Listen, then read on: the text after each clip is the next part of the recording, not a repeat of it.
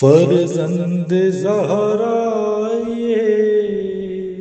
حالات برے ہیں۔ کاشانۂ بصیرت ویب سائٹ، واٹس ایپ اور یوٹیوب چینل پر مشتمل ایک ایسا مکمل پلیٹ فارم جس پر محروم بصارت کے لیے بالخصوص اور تمام افراد کے لیے بالعموم سینکڑوں کی تعداد میں مستند اسلامی کتب دستیاب ہیں۔ لہذا گزارش ہے کہ آپ اپنی ذمہ داری نبھاتے ہوئے کاشانۂ بصیرت کی ویب سائٹ کو وزٹ، واٹس ایپ چینل کو فالو اور یوٹیوب چینل کو سبسکرائب کرنے کے ساتھ ساتھ بیل آئیکن کو پریس کیجئے تاکہ آپ علم کے حصول کے ساتھ ساتھ مذہب اہل بیت کی اشاعت میں بھی اہم کردار ادا کرتے رہیں۔ کاشانۂ بصیرت۔ حالات برے ہیں۔ السلام علیکم ورحمۃ اللہ وبرکاتہ۔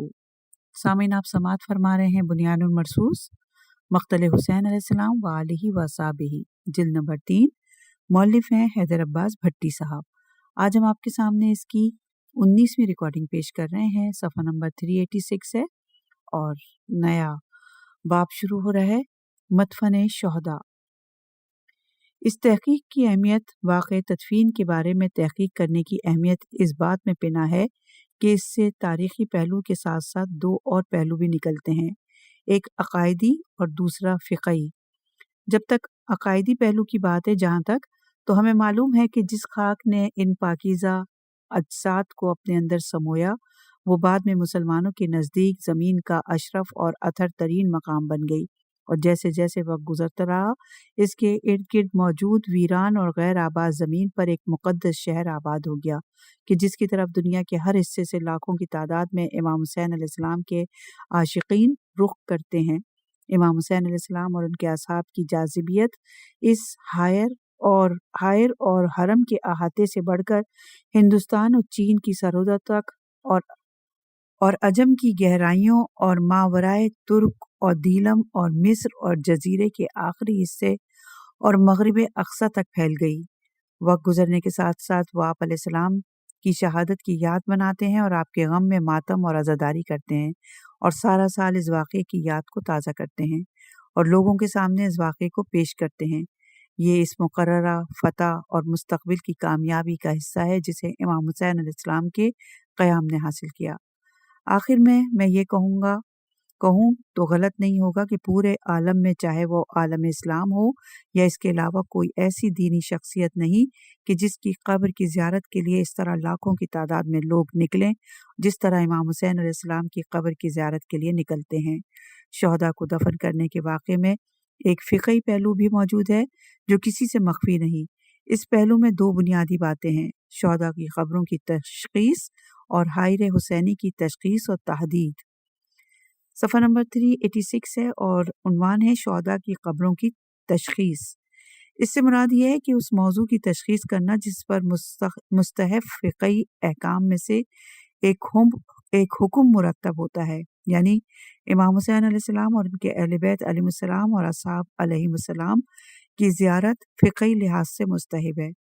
اور یہ مستحب حکم تب بجا لایا جا سکتا ہے جب امام حسین علیہ السلام اور ان کی اہل بیت علیہ السلام اور اصحاب علیہ السلام کی قبروں کی تشخیص ہو جائے۔ پس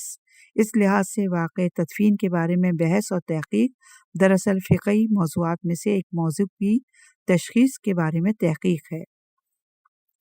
صفحہ نمبر 387 عنوان ہے مدفن اور اقوال مورخین۔ تمام مذہبی و فکری اختلاف کے باوجود مورخین کا اس بات پر اجماع ہے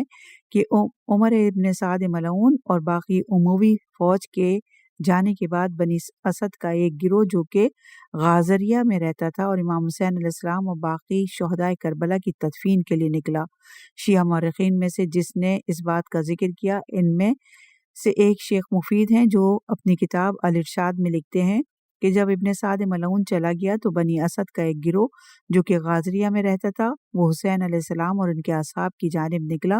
انہوں نے ان شہداء کا جنازہ پڑھا اور آپ علیہ السلام کے فرزند علی ابن الحسین علیہ السلام کو آپ علیہ السلام کے قدموں کے پاس دفن کیا، اور آپ کی اہل بیت علیہ السلام اور اصحاب علیہم میں سے جو آپ علیہ السلام کے ساتھ شہید ہوئے، ان کے لیے امام حسین علیہ السلام کے ان کے لیے امام حسین علیہ السلام کے قدموں کی جانب گڑھا کھودا اور ان سب کو اکٹھا کیا اور سب کو ایک ساتھ دفن کر دیا۔ ابن شہر آشوب میں لکھتے ہیں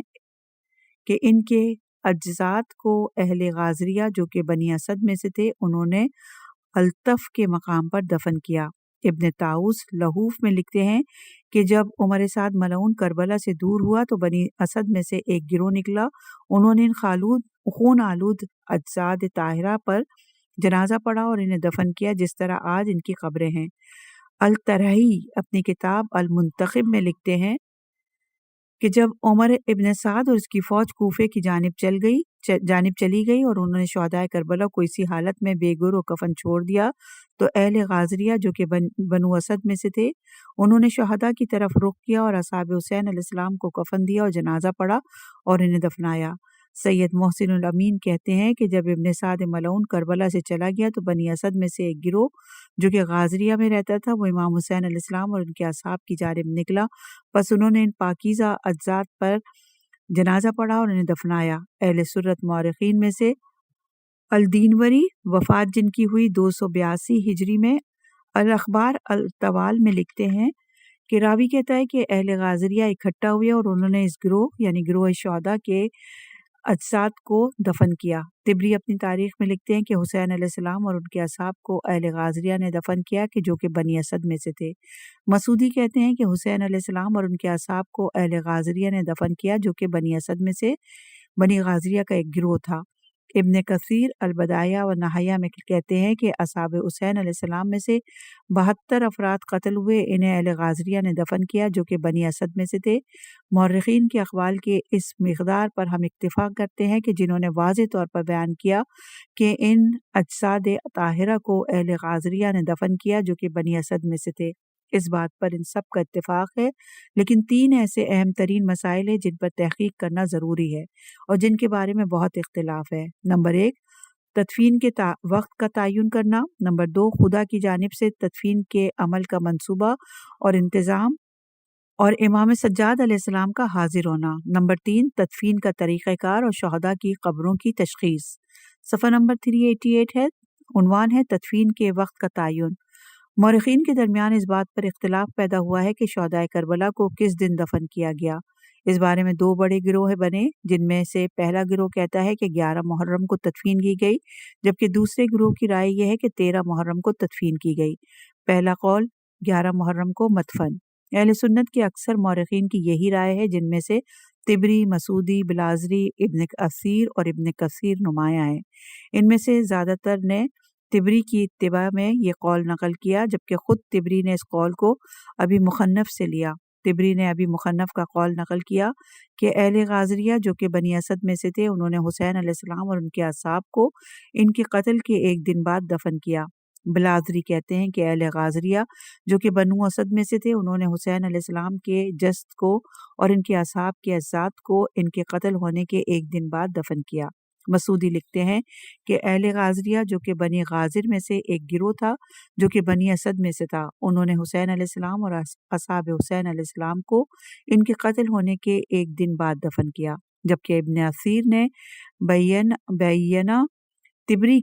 بیانیہ طبری کا گزشتہ قول نقل کیا، اس لیے اسے دوبارہ ذکر کرنے کی ضرورت نہیں، جبکہ ابن کثیر البدایہ و نہایہ میں لکھتے ہیں کہ اصحاب حسین علیہ السلام میں سے 72 افراد قتل ہوئے، جنہیں اہل غازریہ جو کہ بنو اسد میں سے تھے انہوں نے ان کے قتل ہونے کے ایک دن بعد ان کو دفن کیا۔ الخوارزمی کا قول مجمل ہے، واضح نہیں، یعنی جس سے مختلف پہلو نکل سکتے ہیں۔ وہ کہتے ہیں عمر ابن سعد ملعون نے اس دن اور اگلے دن تک قیام کیا، اس نے اپنے مقتولوں کو اکٹھا کیا، ان کا جنازہ پڑھا اور انہیں دفن کیا، اور حسین علیہ السلام اور ان کے اہل بیت علیہ السلام اور اصحاب علیہ السلام کو اسی حال میں چھوڑ دیا۔ جب وہ کوفے کی جانب روانہ ہوئے اور انہوں نے حسین علیہ السلام اور ان کے اہل بیت اور اصحاب کے لاشوں کو اسی حالت میں چھوڑ دیا تو اہل غازریہ جو کہ بنی اسد میں سے تھے انہوں نے ارادہ کیا اور اصحاب حسین علیہ السلام کو کفن دیا اور ان کا جنازہ پڑھا اور انہیں دفن کیا۔ صفحہ نمبر 389 شیعہ مورخین کی رائے۔ اہل سنت مورخین نے جس طرح واضح طور پر بیان کیا اس کے برعکس شیعہ مورخین نے کہیں واضح طور پر یہ بات نہیں لکھی کہ تدفین 11 محرم کو کی گئی، بلکہ ان کی عبارتیں مجمل اور مبہم ہیں۔ جیسا کہ ہم نے پہلے شیخ مفید اور سید ابن طاؤس کا قول ذکر کیا، ان شیعہ علماء کے الفاظ میں یہ بات واضح طور پر موجود نہیں کہ 11 محرم کو تدفین کی گئی۔ واضح طور پر صرف یہی لکھا گیا کہ عمر سعد کے جانے کے بعد تدفین کی گئی، لیکن ان علماء کی عبارتوں میں کہیں یہ بات موجود نہیں کہ عمر ابن سعد ملعون کے جانے کے بعد اسی دن تدفین کی گئی یا اس سے 1 یا 2 دن بعد۔ اس لیے جس طرح یہ احتمال ہو سکتا ہے کہ اسی دن ہی تدفین کی گئی، اسی طرح یہ احتمال بھی ہو سکتا ہے کہ اس دن کے 2 دن بعد تدفین کی گئی۔ آگے مورخین کے اس اختلاف کی طرف بھی اشارہ آئے گا کہ آیا عمر ابن سعد 11 محرم کو کربلا سے گیا تھا یا 12 محرم کو۔ در حقیقت کلام میں اجمال بعض مقامات پر مطلوب اور جمیل ہوتا ہے، اور یہ مقام ان میں سے ایک ہے۔ ان مورخین نے یہاں کلام میں اجمال اس لیے کیا کیونکہ اس مسئلے میں بہت سے مختلف اقوال ہیں، پس انہوں نے صرف وہی بات کہی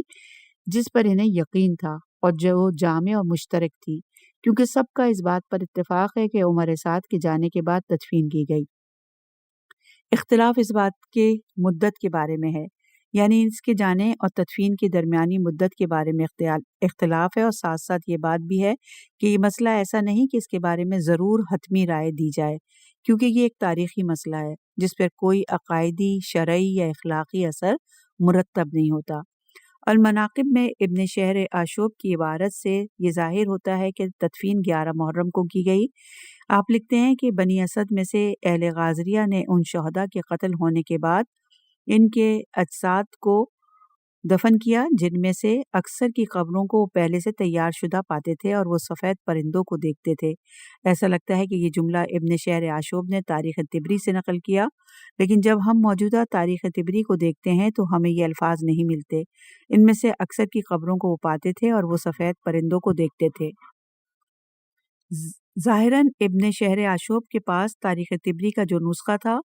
اور وہ بعض مقامات پر اس موجودہ نسخے سے مختلف تھا، کیونکہ ابن شہر آشوب کے پاس تاریخ طبری کے لیے اپنا ایک خاص سلسلہ اسناد تھا۔ وہ اس کو روایت کرتے تھے: عین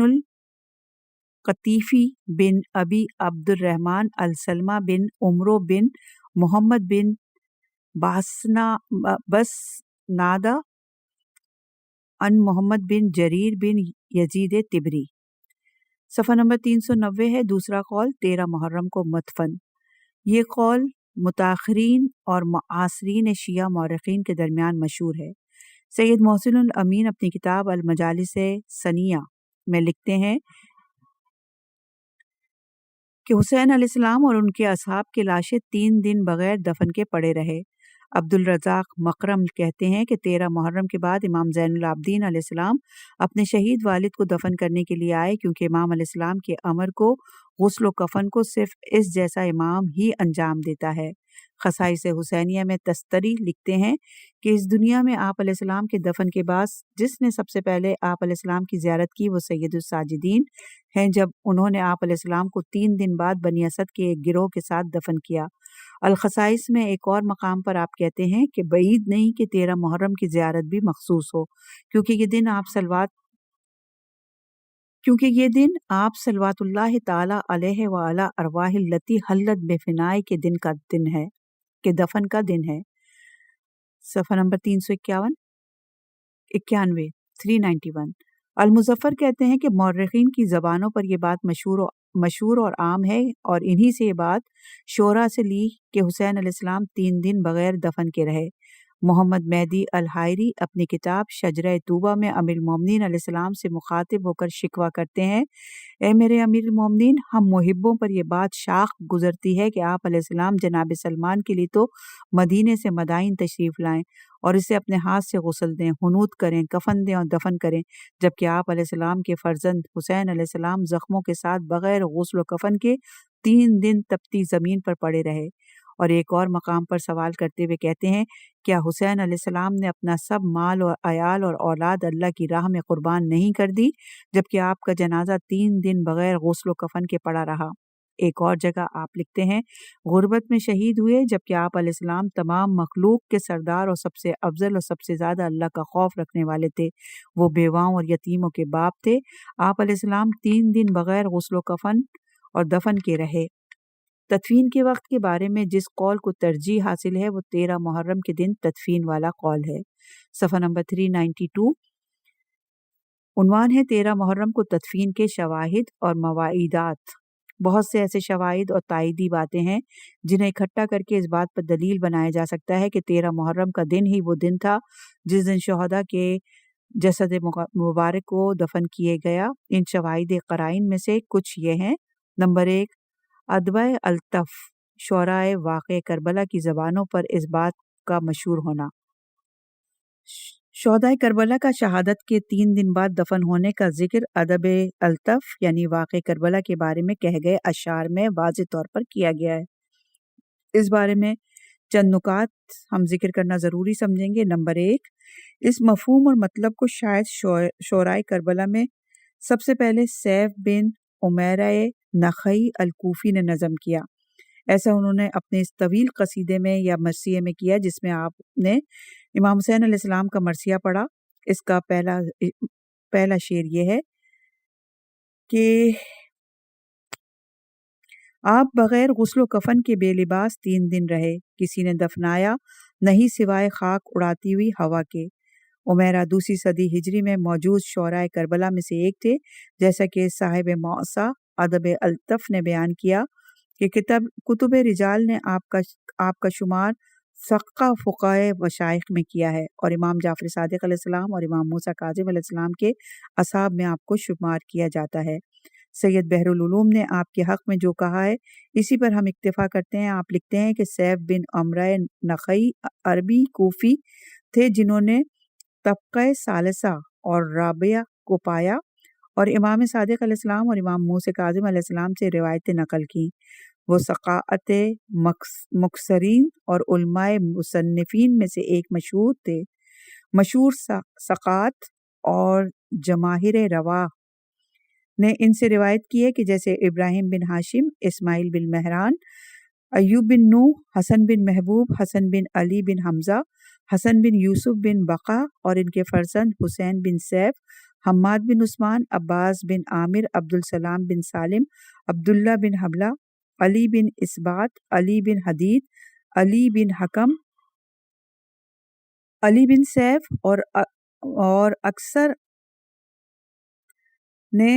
علی بن نعمان، فاضلہ بن ایوب، محمد بن ابی امیر، محمد بن خالد طیالسی، محمد بن عبدالجبار، محمد بن عبدالحمید، موسیٰ بن قاسم، یونس بن عبد الرحمن اور ان کے علاوہ دیگر نے آپ سے روایات کو نقل کیا۔ آپ کے تعارف میں جو بیان کیا گیا اس کی روشنی میں یہ بعید لگتا ہے کہ آپ نے جو تدفین کے بارے میں اشعار کہا ہے کہ وہ بغیر کسی مستند اور حوالے کے کہہ دیا ہو۔ اگر ہم اس شخص کے اقوال کو فقہ اور شریعت کے میدان میں لاتے ہیں تو من باب اولا تاریخ کے میدان میں اس کے اقوال کو لینا چاہیے۔ ہو سکتا ہے کہ انہوں نے یہ بات امام صادق علیہ السلام یا امام موسیٰ کاظم علیہ السلام سے سنی ہو، لیکن یہاں اس بات کا اعتراف کرنا ضروری ہے کہ پہلی 3 صدیوں کے شعراء کربلا کے بارے میں ہم تک جو اشعار پہنچے ان میں سوائے سیف بن امیرہ کے کسی نے اس بارے میں نہیں لکھا، لیکن ساتھ یہ بھی ذہن نشین رہے کہ عدم وجدان عدم وجود پر دلالت نہیں کرتا، کیونکہ حسینی ادبی تراث کا ایک بڑا حصہ ضائع اور تلف ہو گیا ہے۔ اس کے پیچھے بہت سے عوامل اور اسباب ہیں جنہیں اس جلدی میں بیان نہیں کیا جا سکتا۔ 4 ہجری میں یہ بات شریف رضی کی بیان سے جاری ہوئی۔ ان کے قصیدہ رائیہ میں ہے کہ درندے آپ کے مقتل کے قریب آنے سے گھبراتے ہیں جبکہ آپ 3 دن بغیر دفن کے رہے۔ یہ شریف رضی کے اشعار ہیں جو کہ السید الاجل ابو الحسن محمد بن حسین بن موسیٰ بن محمد بن موسیٰ بن ابراہیم بن امام موسیٰ کاظم علیہ السلام ہیں۔ آپ شریف مرتضیٰ کے بھائی تھے اور علم و فضل اور پرہیزگاری اور عفت نفس اور بلند ہمت اور جلالت میں آپ کا معاملہ اس سے زیادہ مشہور ہے کہ اس کو ذکر کیا جائے۔ آپ بہت سی کتابوں کے مصنف ہیں جن میں نہج البلاغہ، حقائق التاویل، تخلیص البیان من مجازات القرآن، معنی القرآن، مجازات الآثار النبویہ، خصائص الائمہ اور 4 جلدوں پر مشتمل آپ کا دیوان شامل ہے۔ شریف رضی صرف شاعر اور ادیب نہیں تھے بلکہ آپ کا شمار ہمارے متقدمین علماء میں ہوتا ہے، اور یہ بات بعید ہے کہ ان اشعار میں ایسے تاریخی واقعات کا ذکر ہو جن کی آپ کے پاس کوئی دلیل نہ ہو، بس ان شعروں کو بطور شاہد پیش کرنے کی اہمیت کو اس بہانے کے ساتھ کم نہیں کیا جا سکتا کہ واقعہ کربلا کے تاریخی معاملات کے بارے میں کتب ادب ثانوی اور حاشیے کی قیمت رکھتے ہیں، کیونکہ متعلقاً یہ بات کہنا مناقشہ سے خالی نہیں ہے۔ نمبر 3، کتاب کامل الزیارات جو کہ 4 صدی میں لکھی گئی تھی، اس میں مصنف نے اس مذکورہ مفہوم کو جنوں کی زبانی سے نقل کیا۔ آپ لکھتے ہیں کہ حدثنی حکیم بن داود بن حکیم ان سلمہ قال حدثنی ایوب بن سلیمان بن ایوب الفزاری ان علی بن الحضور کہتے ہیں کہ میں نے لیلہ سے سنا کہ وہ کہتی ہے کہ میں نے حسین بن علی پر جنوں کو یہ نوحہ پڑھتے ہوئے سنا کہ 3 دن شہدائے کربلا کی لاشیں زمین پر درندوں کے درمیان پڑے رہے۔ نمبر 4، شیخ عامر الجباری کتاب دفن الشہداء واقع اللطف میں لکھتے ہیں کہ کربلا کے بارے میں کہے گئے اشعار کے بارے میں ہماری تحقیق کے مطابق 5ویں، 6، 7ویں، 8ویں اور 9ویں صدی ہجری میں کوئی ایسا نہیں ہے کہ جس نے اس مفہوم کی طرف اشارہ کیا ہو، یا کم از کم ہم تک یہ بات نہیں پہنچی، کیونکہ عدم وجدان عدم وجود پر دلالت نہیں کرتا، جیسا کہ ہم نے پہلے اس بات کی طرف اشارہ کیا ہے۔ 10ویں صدی ہجری کے آغاز کے ساتھ ہی کربلا کے بارے میں کہے جانے والے اشعار میں یہ مفہوم آہستہ آہستہ ظاہر ہونا شروع ہو گیا۔ جیسے جیسے ہم آنے والی صدیوں کی طرف بڑھتے گئے، ادیبوں کی زبانوں پر یہ مفہوم زیادہ آتا گیا۔ یہ بات ملحوظ خاطر رہے کہ کربلا کے بارے میں کہے جانے والے اشعار میں یہ مفہوم اسی طرح پھیلتا گیا جس طرح متاخر شیعہ مورخین میں یہ رائے عام ہوتی گئی۔ صفحہ نمبر ہے 394، عنوان ہے 11 محرم کو تدفین کے بارے میں قول کی دلالت و صحت۔ پہلے قول والوں نے جو کہا کہ اگر اس کا دقیق جائزہ لیا جائے تو اس سے اس قول کے فاسد اور غلط ہونا ظاہر ہو جائے گا، کیونکہ تمام مورخین بشمول پہلے قول والوں کا اس بات پر اجماع ہے کہ تدفین کا عمل عمر سعد ملعون کے کربلا سے جانے کے بعد ہوا، اور تمام مورخین کا اتفاق ہے کہ عمر سعد 10 محرم کے بعد کربلا سے گیا، کیونکہ اکثر مصادر میں یہ ہے کہ وہ 11 محرم کو گیا، جب کچھ مصادر میں ہے کہ وہ 12 محرم کو گیا۔ بالجملہ ہم یہ کہہ سکتے ہیں کہ تمام مورخین کا اس پر اتفاق ہے کہ عمر سعد ملعون 11 محرم سے پہلے نہیں گیا۔ بس یہ معقول بات نہیں ہے کہ بنی اسد نے اسی دن شہداء کی تدفین کی ہو جس دن عمر سعد ملعون وہاں سے گیا تھا، بالخصوص جب ہم کچھ ایسے منقولات کا ملاحظہ کرتے ہیں جن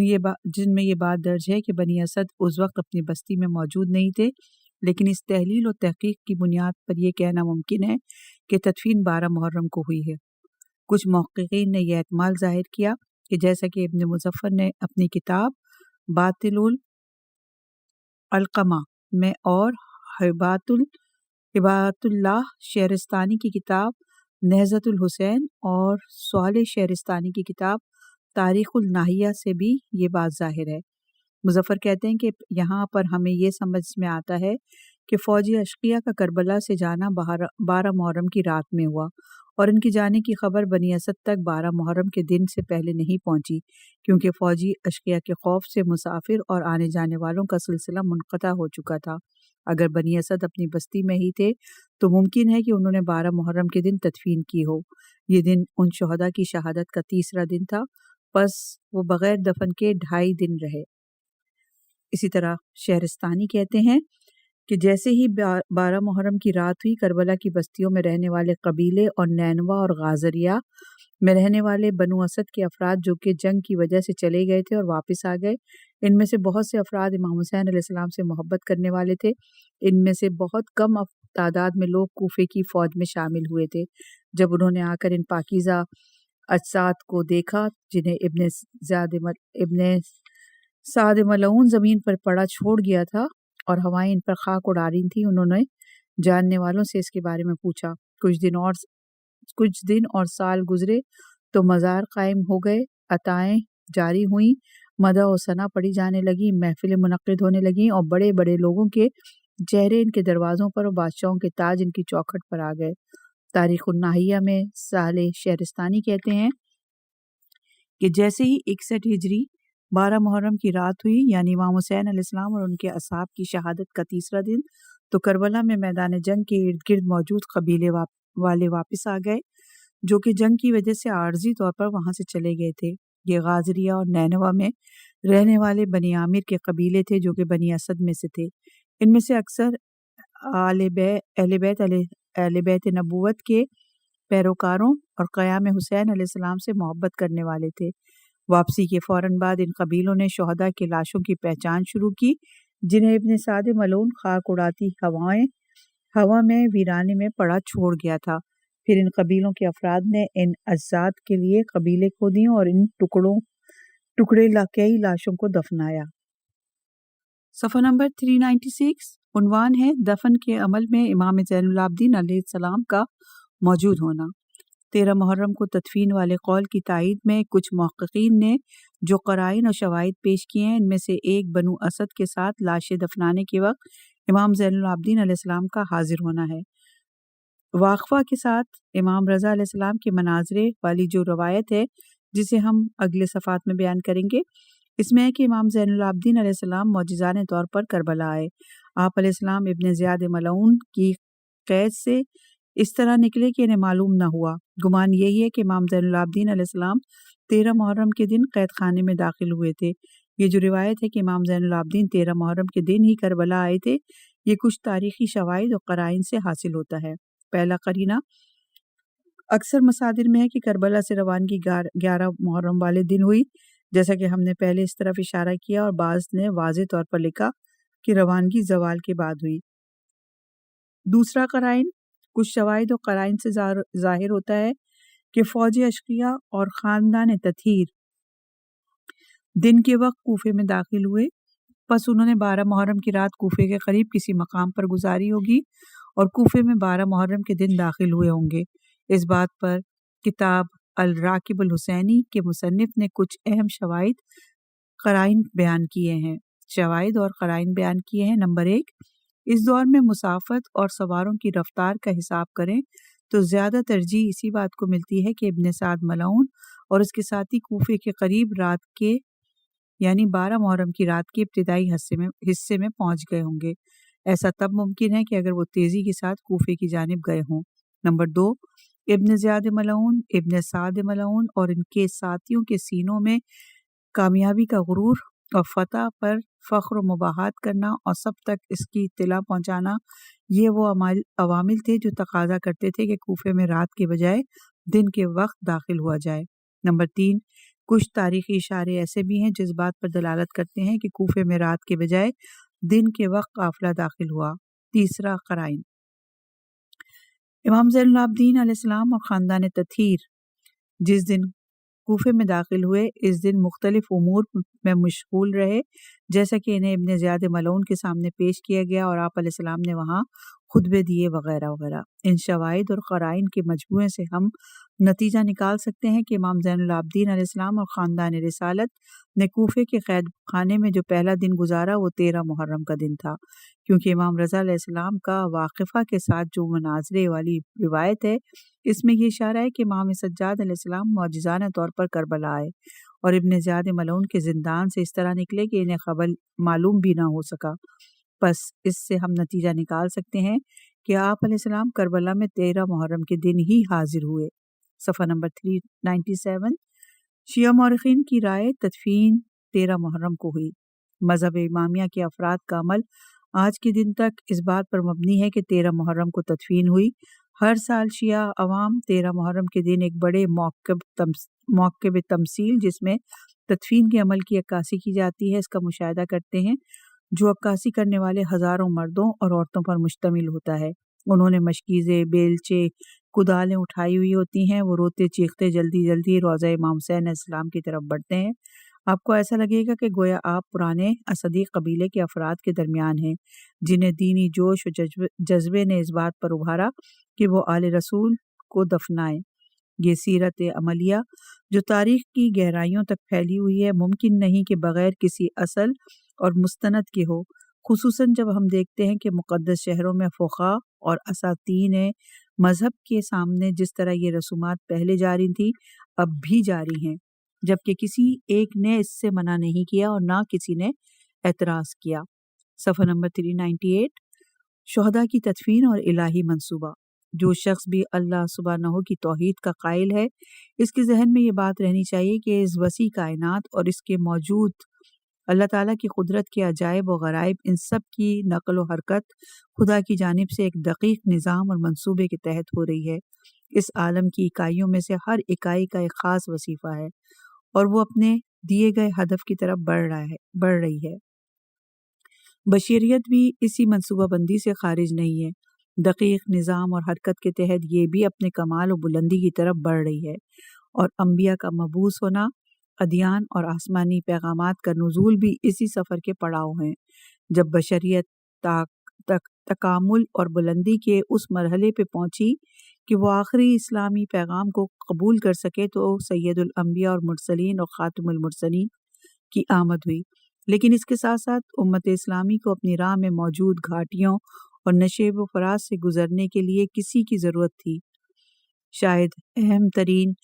امتحان جو اس امت اسلامی کو پیش آیا اور جس نے اس کے وجدان کو ہلا کر رکھ دیا وہ واقعہ کربلا تھا، جس میں امام حسین علیہ السلام اور ان کی اہل بیت علیہ السلام کی شہادت ہوئی اور جس نے تاریخ کی دیواروں کو اپنے سرخ رنگ سے رنگین کر دیا۔ صفحہ نمبر 398 واقعہ کربلا اور الہی منصوبہ۔ بشریت کے تکامل کے الہی منصوبے کی ایک بنیادی کڑی واقعہ عاشورہ ہے، اس لیے ضروری ہو گیا کہ معصومین علیہ السلام اس میں مداخلت کریں اور وہ اس واقعے کے پیش آنے سے دہائیوں پہلے ہی اس کے لیے مکمل تیاری کر لیں، اور یہ سب کچھ اللہ کے حکم سے تھا۔ اس بارے میں بہت سی روایات علماء نے اپنی کتب میں لکھی ہیں۔ الکافی میں کلینی نے ایک مستقل باب اس کے بارے میں درج کیا ہے جس کا عنوان ہے کہ بے شک ائمہ علیہ السلام نے کوئی کام نہیں کیا اور نہ وہ کرتے ہیں مگر اللہ عز و جل کے عہد اور امر سے، وہ اس سے تجاوز نہیں کرتے۔ جو بھی ان روایات کا مطالعہ کرتا ہے اور اس کے بعد ان کا آخری خلاصہ نکالتا ہے، وہ وہی ہے جو کلینی نے اس باب کا طویل عنوان رکھا ہے۔ امام صادق علیہ السلام کی روایت، صفحہ نمبر 398 امام جعفر صادق علیہ السلام سے روایت ہے کہ حضرت محمد مصطفیٰ صلی اللہ علیہ وآلہ وسلم آسمان سے کتاب کی صورت میں وصیت نازل ہوئی، ان پر آپ علیہ السلام پر مہر شدہ کتاب کی صورت میں کوئی شے نازل نہیں ہوئی سوائے اس وصیت کے۔ جبرائیل علیہ السلام نے کہا، اے محمد صلی اللہ علیہ وآلہ وسلم، آپ کی امت کے بارے میں آپ کی یہ وصیت آپ کی اہل بیت علیہ السلام کے پاس ہوگی۔ رسول اللہ نے فرمایا، اے جبرائیل، میری کون سی اہل بیت علیہ السلام کے پاس؟ جبرائیل علیہ السلام نے کہا، ان میں سے جو اللہ کے نجیب ہیں اور وہ ان کی ذریت، تاکہ وہ آپ علیہ السلام کے علم نبوت کے وارث ہوں۔ اس طرح ابراہیم علیہ السلام نے اسے ورثے میں دیا تھا اور ان کی میراث علی علیہ السلام اور ان کے صلب سے آپ علیہ السلام کی ذریت کے لیے ہے۔ امام جعفر صادق علیہ السلام نے فرمایا، اس وصیت پر مہریں لگی ہوئی تھیں۔ جب جناب علی علیہ السلام نے پہلی مہر کھولی تو جو اس میں تھا اس پر چلے، اس کے مطابق عمل کیا۔ اس کے بعد جناب حسن نے دوسری مہر کھولی اور جو اس میں انہیں حکم دیا تھا اس کے مطابق چلے۔ جب امام حسن علیہ السلام کی شہادت ہوئی اور دنیا سے چلے گئے تو جناب حسین علیہ السلام نے تیسری مہر کھولی۔ اس میں آپ علیہ السلام نے پایا کہ جنگ کریں اور قتل کریں، اور آپ علیہ السلام کو قتل کر دیا جائے گا، اور شہادت کے لیے کچھ گروہوں کر لے کر نکلیں اور ان کے لیے کوئی شہادت نہیں ہے مگر آپ علیہ السلام کے ساتھ۔ آپ علیہ السلام نے فرمایا، پس انہوں نے ایسا ہی کیا۔ اور انہی روایات میں سے ایک یہ ہے کہ حریث کہتے ہیں کہ میں نے امام جعفر صادق علیہ السلام سے کہا، میں آپ علیہ السلام کا قربان جاؤں، آپ اہل بیت علیہ السلام کی بقا یعنی ظاہری زندگیاں کتنی کم ہیں اور آپ علیہ السلام کی موتیں بعض کے ساتھ بعض کتنی قریب ہیں، جبکہ لوگوں کو آپ علیہ السلام کی ضرورت ہوتی ہے۔ آپ علیہ السلام نے فرمایا، ہم میں سے ہر ایک کے لیے ایک صحیفہ ہوتا ہے اپنی مدت میں جس پر عمل کرنے کی انہیں ضرورت ہوتی ہے، اور وہ اس میں جو کچھ ہوتا ہے جس کا اسے حکم دیا جاتا ہے، جب وہ مکمل ہو جاتا ہے تو وہ جان لیتا ہے کہ اس کی موت کا وقت آ گیا ہے، پس نبی اللہ اس کے پاس آ کر اسے موت کی خبر دیتے ہیں، اور جو کچھ اس کے لیے اللہ تعالیٰ کے پاس ہے اس کی خبر دیتے ہیں، حسین علیہ السلام نے اپنا صحیفہ جو انہیں عطا ہوا تھا اسے پڑھا۔ اس میں ان کے لیے موت کی خبر کے ساتھ تمام پیش آنے والے امور کو بیان کیا گیا۔ ان میں سے کچھ اشیاء باقی رہ گئیں جو ابھی محقق نہیں ہوئی، پس آپ علیہ السلام جنگ کے لیے نکلے۔ جو امور باقی رہ گئے ہیں ان میں سے ایک یہ ہے کہ ملائکہ نے اللہ تعالیٰ سے ان کی نصرت کا سوال کیا، پس اللہ تعالیٰ نے انہیں اجازت دی اور وہ جنگ کے لیے استعداد کرتے رہ گئے اور اس کے لیے تیار ہوتے رہ گئے یہاں تک کہ آپ علیہ السلام کو قتل کر دیا گیا۔ پس جب وہ نازل ہوئے تو آپ کی یعنی آپ علیہ السلام کی امام حسین علیہ السلام کی مدت ختم ہو چکی تھی اور انہیں قتل کیا جا چکا تھا۔ ملائکہ نے کہا، اے رب، تو نے ہمیں نازل ہونے کا اذن دیا اور ہم ان کی نصرت کی اجازت دی۔ اب جب کہ ہم نازل ہوئے تو نے ان کی روح قبض کر لی۔ اللہ تعالیٰ نے ان کی طرف وحی کی کہ ان کی قبر کے ساتھ رہو یہاں تک کہ تم دیکھو کہ وہ رجت کے زمانے میں قبر سے نکلے ہیں۔ اس وقت ان کی نصرت کرنا اور ان پر گریہ کرو، اور جو ان کی نصرت کا موقع تم سے چھوٹ گیا ہے اس پر گریہ کرو، کیونکہ تمہیں ان کی نصرت اور ان پر گریہ کرنے کے ساتھ خاص کیا گیا ہے۔ ملائکہ سے جو آپ علیہ السلام کی نصرت رہ گئی تھی اس پر حزن اور عزا میں انہوں نے گریہ کیا۔ پس جب آپ علیہ السلام رجت میں خروج کریں گے تو وہ ملائکہ آپ کے انصار ہوں گے۔ صفحہ نمبر 401 ہے امام باقر علیہ السلام کی روایت۔ امام محمد باقر علیہ السلام سے حمران نے کہا، میں آپ علیہ السلام پر قربان جاؤں کہ آپ علیہ السلام نے دیکھا جو جناب علی علیہ السلام اور جناب حسن علیہ السلام اور جناب حسین علیہ السلام کا معاملہ تھا، ان کا خروج کرنا اور اللہ کے دین کے ساتھ ان کا قیام کرنا، اور طاغوتوں نے جو انہیں قتل کیا ان پر کامیابی حاصل کی یہاں تک کہ وہ قتل ہو گئے اور مغلوب ہو گئے، یعنی اس بارے میں آپ علیہ السلام کیا فرماتے ہیں؟ امام محمد باقر علیہ السلام نے ان سے فرمایا، اے حمران، اللہ تعالیٰ نے یہ سب ان کے لیے مقدر کیا تھا اور اسے قضا کیا اور امضا کیا اور حتمی کیا اور اس کے بعد اس کا اجرا کیا۔ رسول اللہ کی طرف سے یہ سب کچھ انہیں پہلے معلوم ہونے کے ساتھ جناب علی علیہ السلام، جناب حسن اور جناب حسین نے قیام کیا، اور اسی علم کے ساتھ ہم میں سے جو خاموش ہوا وہ خاموش ہوا۔ اپنے بیان کو یہیں روکتے ہیں، انشاءاللہ کہ اگلی ریکارڈنگ میں اسے مزید آگے بڑھائیں گے۔